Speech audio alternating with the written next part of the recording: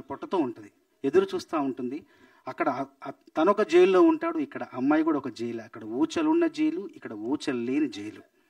So ఈ సందర్భంలో నేను రాశాను, నీదొక చెరసాల నాదొక చెరసాల, నీది స్వేచ్ఛ లేని బ్రతుకు నాది బ్రతుకే లేని స్వేచ్ఛ, ఇరువురి చెరలు తొలగేదెల ఇరువురి చెరలు వేడేదెల, నీదొక చెరసాల నాదొక చెరసాల.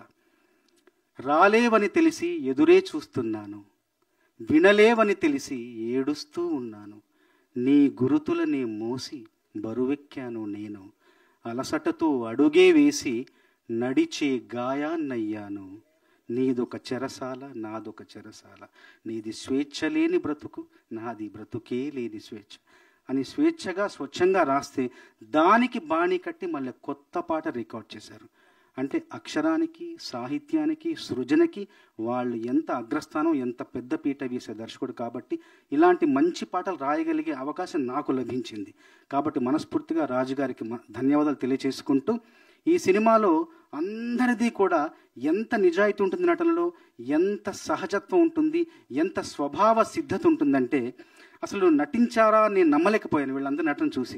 మామూలుగా సినిమాల్లో మనం కింద క్రెడిట్స్లో సాంకేతిక నిపుణులను వేస్తాం కదా, ఈ సినిమానికి సాంకేతిక నిపుణులతో పాటు నటనా నిపుణులను వేయాలేమో వీళ్ళకు, అంత బాగా నటించారు. అసలు అసలు తేజ, తన్మయి అసలు ఏంటి వాళ్ళు అసలు నిజమైన జీవితంలో నుంచి మనం చూస్తున్నామా, దొంగచాటికి వాళ్ళని ఇలా చూస్తున్నామా, వాళ్ళ జీవితం ఒక పక్కన నడుస్తూ ఉంటే మనం పక్క నుంచి గమనిస్తున్నామన్న అంత సహజంగా, అంత తర్వాత తన వాచకం ఎంత బాగుందంటే ఎంత చక్కగా మాట్లాడుతున్నారు. అసలు లాయర్ అంటే లాయర్లానే మాట్లాడారు. తర్వాత చూస్తే ఆయన తర్వాత అందరినీ కాస్టింగ్ చేసే డైరెక్టర్ అంట, అది నేను ఆశ్చర్యపోయాను. పవన్ బాబు నువ్వు నా పాటను పొగడేవని నేను పొగడట్లేదు బాబు, నేను నిజంగానే పొగడుతున్నా. అసలు జైల్లో ఒక మనిషి ఎలా ఉంటాడు, అతని మానసిక స్థితి ఎలా ఉంటుంది, అతని ప్రవర్తన ఎలా ఉంటుంది, ఎంత గందరగోళానికి, ఎంత అయోమయానికి గురయ్యి ఎలా వాళ్ళు ప్రవర్తిస్తారన్న దానికి అలా సాక్షాత్కారం. అసలు ఆయన చూస్తుంటే ఎంత బాగా నటించారో.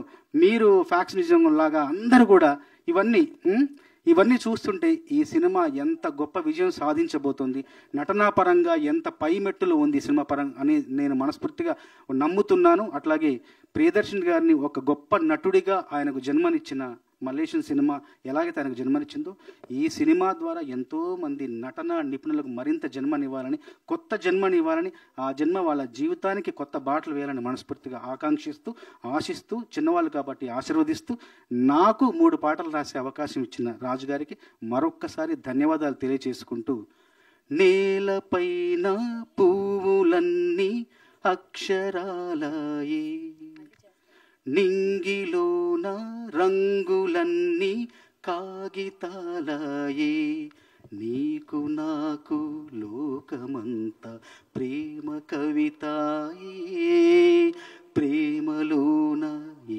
క్షణాలి శాశ్వతాలయే, ఇంకేమీ వద్దంట నువ్వుంటే చాలంట అంతే, బంగారం అక్కర్లేని సింగారం ఏడుందంటే అచ్చంగా చూపిస్తానే నిన్నే, ఐశ్వర్యం అక్కర్లేని ఆనందం ఏడుందంటే స్వచ్ఛంగా చూపిస్తానే నన్నే. ఇలాంటి మంచి బాణీలకు మంచి సాహిత్యం రాసే అవకాశం వచ్చింది. మరొకసారి రాజుగారితో ఒక అనుబంధం చెప్తారు. మలేషియన్ కావచ్చు, ఈ సినిమా కావచ్చు, నేను ఒక రెమ్యునరేషన్ చెప్తా, ఆ రెమ్యునరేషన్ నేను అడిగింది తీసుకొచ్చిన తర్వాత నేను పాట రాసిన తర్వాత పాపం ఈ సినిమాకి అంత శక్తి, అంటే ఎంత శక్తి ఒక సినిమాకు ఉంటుంది, ఒక మార్కెట్ కానీ అదంతా చూసి నేను అడిగిన దాంట్లో ఒక 60% తీసుకున్నాను, మిగతా 40% అతను వెనక్కి ఇచ్చాను. ఎందుకంటే చిన్న సినిమా కష్టపడి చేస్తున్నాడు. నేను ఎందుకు ఇప్పుడు ఈ సంఘటన ఎందుకు చెప్తున్నానంటే, వచ్చేసారి ఈ సినిమా ఘన విజయం సాధించి నేను అడిగినంత మీరు